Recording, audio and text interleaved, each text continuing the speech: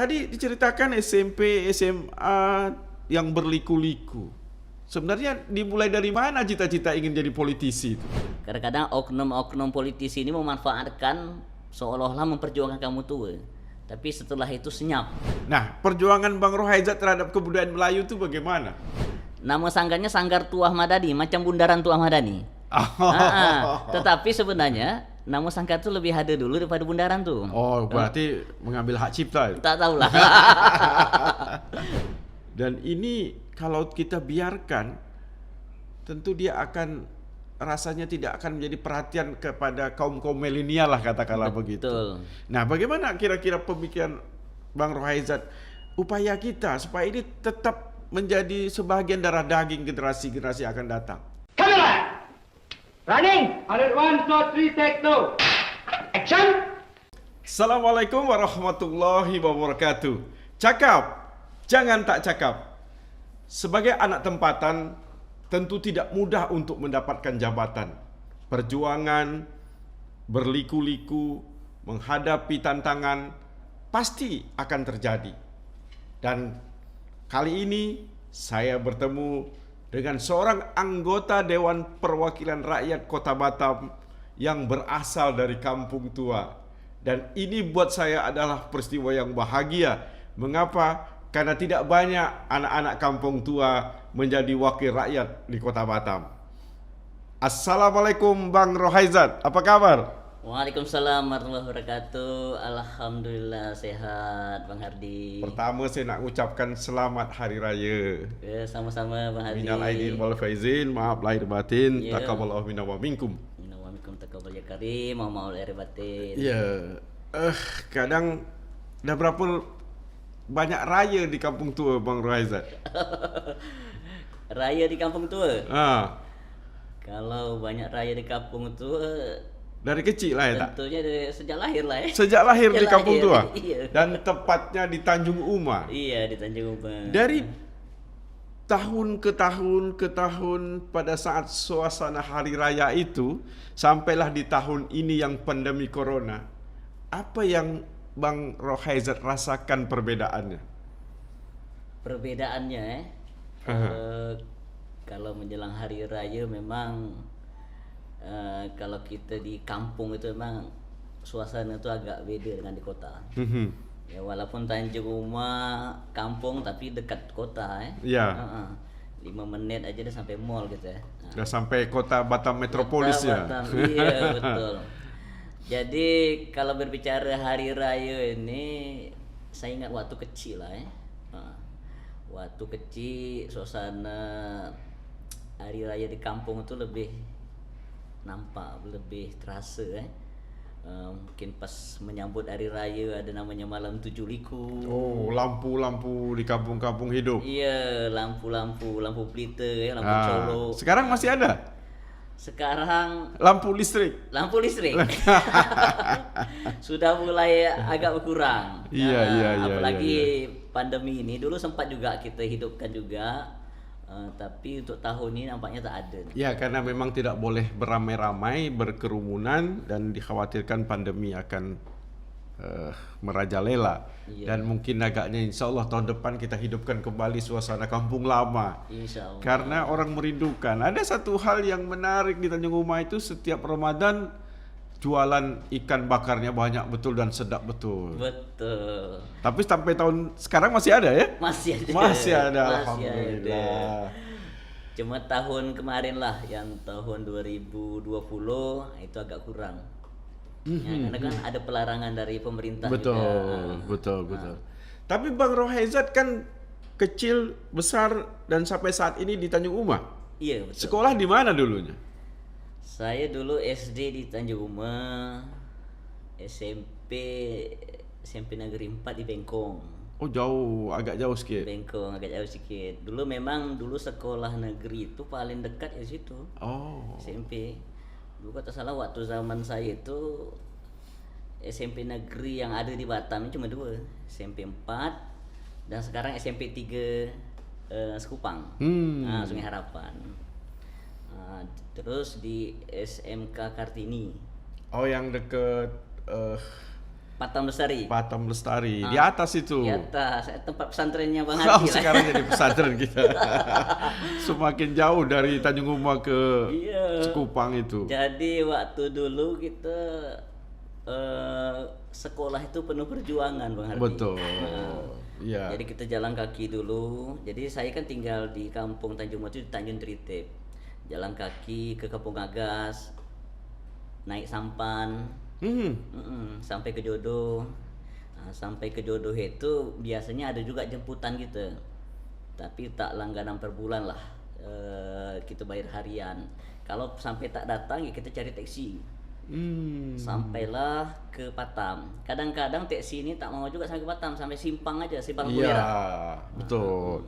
Sekarang aja terasa jauh itu Patam dari Simpang apa itu. Jadi jalan kaki lah dari Simpang itu.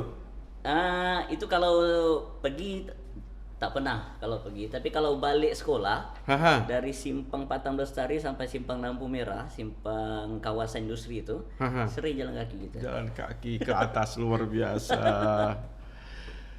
Dan Allah menakdirkan hari ini Bang Rohaizat menjadi anggota Dewan Perwakilan Rakyat Kota Batam. Dan terlepas dari partai manapun, tapi yang saya mau ungkapkan adalah dari Partai Kampung Tua. Karena berasal dari anak daerah, anak tempatan, anak watan dari Kampung Tua. Tak banyak. Karena aku tidak salah saya ada satu lagi saudara kita Muhammad Yunus dari Kampung Tua, Kampung Melayu ya. Kampung Jabi. Kampung Jabi Nongsa. Jadi tidak banyak anak-anak Kampung Dan Tua. satu lagi, Ha. Bang Ruslan Ali Wasim. Oh betul. Ya ya. Bertiga lah kami, bertiga. Bertiga dari 50. Iya. Walaupun memang tidak ada aturan. Iya. Yang menjadi wakil rakyat itu harus anak tempatan, tidak ada. Betul. Yang wakil rakyat adalah yang paling banyak suaranya terpilih oleh rakyatnya. Iya, Kan saya. begitu. Iya. Tadi diceritakan SMP, SMA yang berliku-liku. Sebenarnya dimulai dari mana cita-cita ingin jadi politisi itu? Ini sebenarnya Bang Hardi, Ah. cita-cita jadi politisi itu tak ada sebenarnya. Tak ada. Belum ada. Jadi kaderullahnya lah gitu lah. Kadarullah. Ah. Jadi tahun 2002 saya aktif lah di partai. Iya. Dan tiba-tiba diamanahkan tahun 2013 ya, 2015 saya menjadi ketua DPC PKS di Kecamatan Lubuk Baja. Di situlah saya calonkan gitu. Sebenarnya aktif di partai ini mulai tahun 2002. 2002 Iya. masa ada waktu perjuangan sampai 10 tahunan. Setelah itu menjadi ketua kecamatan ya. Iya. Setelah itu menjadi anggota dewan. Iya, saya pun aktif di partai, tidak ada dia nak jadi caleg, tak ada. Hanya katakanlah panggilan saja. Panggilan, ya. Alhamdulillah. Tapi kan yang tadi yang katakanlah tak terduga atau tidak tercita-cita, tapi kan 2 periode, Bang. Iya. Kata orang, ciri-ciri sudah menjadi politisi itu bila sudah dapat mencapai 2 periode berturut-turut, katanya begitu. Oh gitu ya. Iya, iya. Nah, tentu dapat dipastikan karena berangkat dari Kampung Tua, tentu perjuangannya juga adalah perjuangan dari keadaan Kampung Tua. Betul. Katakanlah tadi Tanjung Tritip tempat kelahiran. Iya. Nah, apa program Abang dari yang Abang ajukan kepada pemerintah yang bisa mempunyai feedback kepada masyarakat Kampung Tua? Iya. Waktu itu tahun 2013 ya. Tahun 2013 mungkin kita ingat ada demo Kampung Tua khususnya Tanjung Uma. Betul. Itu meminta kepada otorita BP Batam untuk menuntutlah legalitas Kampung Tua itu. Itu ada 2 kali demo. 2 kali demo. Itu sebenarnya waktu demo pertama itu termasuk saya salah satu yang inisiatornya. Memang berangkat sebenarnya masalah Kampung Tua ini udah lama nih ya. Betul. Cuma dah tua lah dah kan tua. Kadang-kadang kita miris setiap event pemilu, event pilkada dijadi jualan politik. Betul. Saya mungkin selaku anak tempatan yang lahir di kampung tua itu kadang-kadang menjadi risih juga. Jadi kadang-kadang oknum-oknum politisi ini memanfaatkan seolah-olah memperjuangkan kampung tua, tapi setelah itu senyap, tak ada berita. Dari situlah akhirnya kami dari Pemuda Punten Joma waktu demonstrasi pertama itu ini sudah dilaksanakan. Berikutnya baru demonstrasi kedua. Itu alhamdulillah banyak dari komunitas-komunitas kampung tua lain yang ikut bergabung, dan juga saya juga di situ banyak ya kawan-kawan ya, karena mendekat pemilu jadi banyak ya teman-teman politisi juga ikut bergabung, tapi alhamdulillah begitu. Kalau untuk program Bang Hardi, saya sekarang ini kebetulan diamanahkan jadi wakil ketua Komisi 3 di DPRD Kota Batam di bidang infrastruktur. Iya. Karena dengan tupoksi saya itu tentunya saya memperbanyak nih pembangunan infrastruktur khususnya di kampung tua, khususnya di Tanjung Uma. Dan tidak juga melupakan daerah dapil saya. Karena dapil saya bukan saja di Tanjung Uma, untuk kecamatan Lubuk Baja dan Batam Kota. Batam Kota kampung saya juga itu, Batam Kota. Iya, dapilnya Bang Hardi juga. Iya. Cuma saya tak masuk pula di perumahan Bang Hardi. Jadi yang memang saya tekankan itu pembangunan infrastruktur. Dan bahkan mungkin 5 tahun, 6 tahun, dan masuk 7 tahun lah ya saya menjabat, saya rasa itu masih kurang Bang Hardi, karena memang dari dulu itu sangat tertinggal sekali untuk masalah pembangunan infrastruktur. Dan berikutnya kita terus juga mendorong pemerintah untuk proses legalisasi legalitas kampung tua, karena kita sering koordinasi dengan pemerintah Kota Batam, tim penyelaras kampung tua Pak Yuswa Henry Jadi dari 37 titik kampung tua yang saat ini baru dapat sertifikat lah ya, itu ada 7 kampung tua. Jadi artinya ada 30 kampung tua lagi, termasuk Tanjung Uma belum. Ya, tapi semua kan berproses. Tuh. Yang penting sudah ada perubahan-perubahan yang katakanlah kemarin titik 0 sekarang sudah mulai ke angka 7 misalkan. Dan itu kan sebuah prestasi saya kira. Alhamdulillah. Tapi saya teringat Bang Rohaizat ini pernah manggung menjadi dalam satu drama kolosal kita, sandiwara kolosal kita, Sultan Mahmud Mangkat di Julang. Iya saya. Saya tidak cerita itunya. Tentu orang kampung tua identik dengan Melayu. Iya. Nah, perjuangan Bang Rohaizat terhadap kebudayaan Melayu itu bagaimana? Oh gitu ya. Untuk kebudayaan Melayu jadi dulu saya juga bergabung apa yang dikatakan Bang Hardi tadi, teater bangsawan gitu Kalau tak salah tahun berapa tuh? 2010 11 kali ya. Iyalah gitu 2013 kita sekitar itu 2013 2014. Sebelumnya itu saya juga aktif di teater juga. Teater Melayu dan teater religi lah. Jadi kami manggung kalau teater religi itu dari majelis taklim ke majelis taklim yang lain. Kami banyak manggung di Muka Kuning. Di majelis taklim. Waktu itu kan Muka Kuning lagi ramai-ramainya tahun itu. Tahun 2000 industri 2003 lagi berjalan. Majelis taklim pun lagi semarak. Suasana religiusnya sangat luar biasa, bahkan mengundang artis-artis nasib dari Malaysia, Brothers Senada dari Indonesia, dari Jakarta. Itu di sela-sela itu kami manggung gitu. Dan juga saat ini juga di tempat saya salah satu pembina sanggar juga sekarang ini. Alhamdulillah. Nama sanggarnya Sanggar Tuah Madani, macam bundaran Tuah Madani. Tetapi sebenarnya nama sangkar itu lebih ada dulu daripada bundaran tuh. Oh, berarti mengambil hak cipta. Tak tahulah.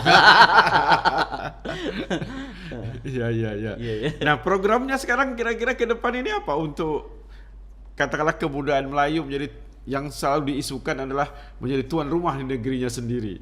Iya. Tentunya gini. Saya pernah komunikasi dengan Kepala Dinas Kebudayaan Pariwisata. Ya. Memang kalau dari segi anggaran untuk Dinas Kebudayaan untuk di Batam itu kami DPRD sangat menyorot kepada Dinas Kebudayaan Pariwisata supaya anggaran ditambah karena kami melihat keberpihakan Pemkab Batam terhadap anggaran ini masih kurang jadi gitu. Mungkin salah satu concern saya untuk kebudayaan ya saya menitiplah pokok-pokok pikiran DPRD, pokir dewan gitu orang itu untuk sanggar-sanggar gitu. Alhamdulillah. Gitu. Yang penting mereka merasa ada wakil rakyat yang perhatian kepada mereka. Iya. Karena khawatir kita tahu bahwa sulit untuk sebuah sanggar bisa mandiri dengan sepenuhnya, apalagi dalam kondisi seperti ini. Iya. Nah, mungkin kalau ada perhatian Bang Rohaizat sebagai wakil rakyat terhadap mereka, saya kira sekecil apapun itu memberikan respon yang pasti positif. Iya. Dan di samping itu juga Bang Hardi, saya juga aktif di salah satu komunitas pantun ya mungkin Bang Hardi tahu.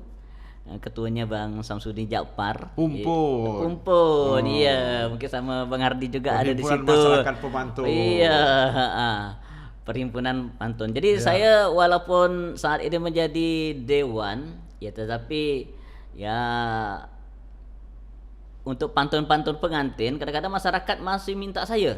Waduh. Jadi pantun. Nah, jadi mewakili rakyat berpantun. Iya.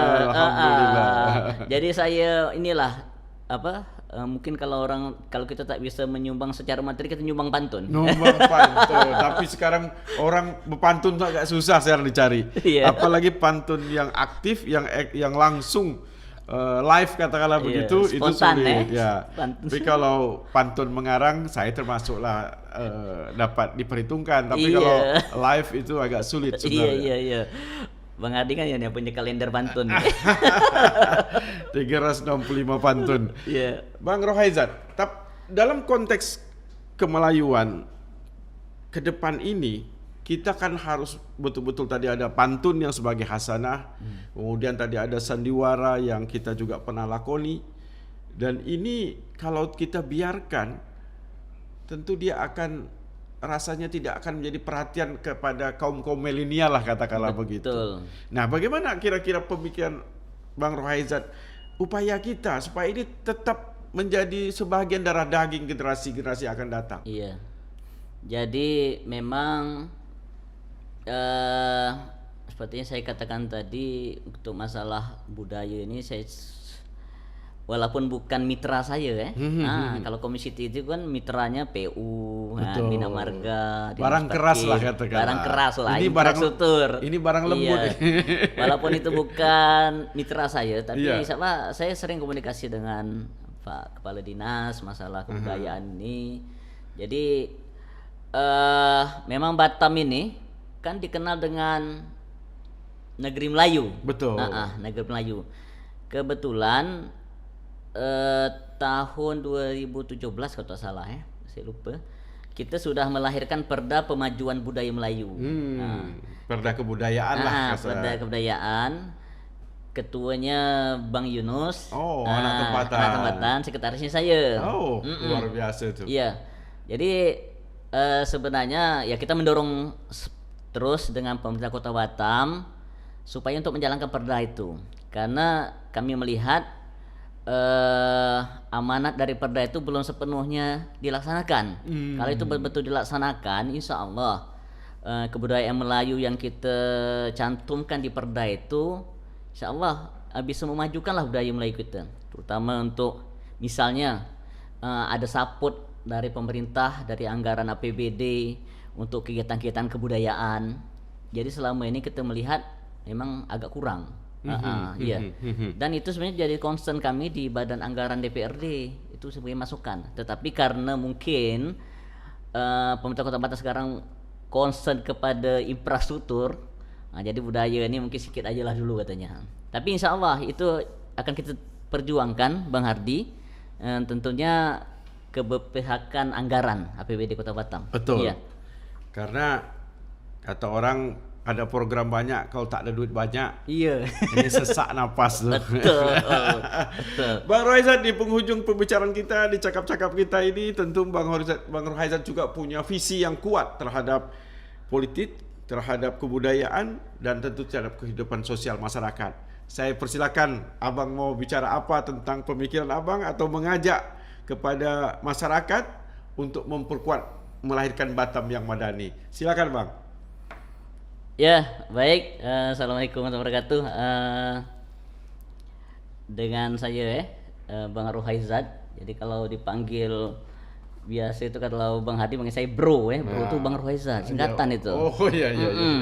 Iya. Sebenarnya saya punya pantun, Bang Hardi. Silakan. Iya. Sungguh sedap si ikan kakap, sedap dimasak dengan sayur keladi.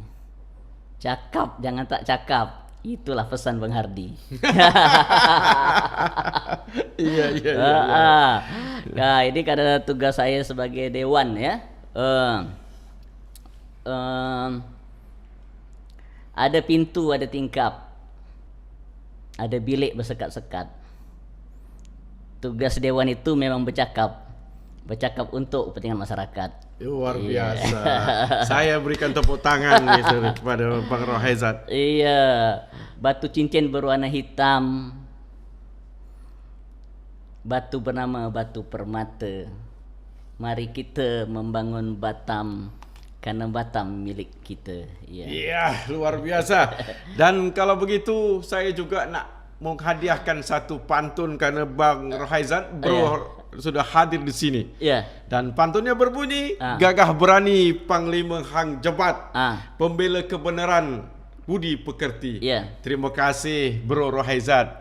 Teruslah untuk Batam madani. Amin. Iya. Ya Rabbal Alamin. Bang Rohaizat, tak sangka waktu berjalan dan cakap kita pun tentu tidak akan berakhir, karena kalau bercakap ini mengalir bagai sungai, dan dia akan jauh dan lama berhenti. Betul. Khawatir kawan-kawan kita yang mendengar kita ini nanti takut kita juga salah cakap. Betul. Nah, terima kasih sekali lagi.